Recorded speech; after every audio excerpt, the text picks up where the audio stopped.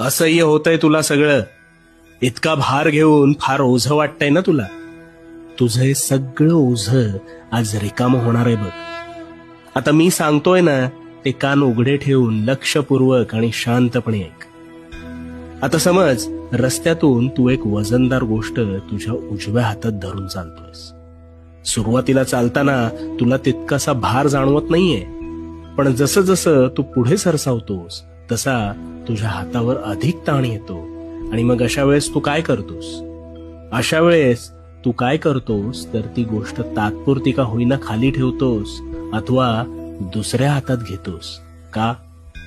कारण भार झेपेनासा झाल्यावर त्यावर त्याच वेळी तू तत्परतेने मार्ग काढतोस आणि त्या हातावरचा भार टाळतोस. मग यातून काय कळलं?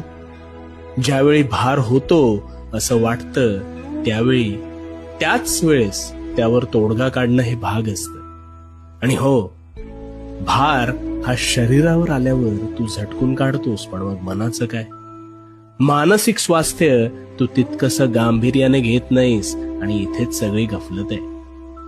तुझ्या ह्या ताणतणावाची कारणं ना ही अनेक असू शकतात, पण मग ती कारणं धरून बसशील तर त्यात तुझीच फरफट होणार आहे आणि होतीये.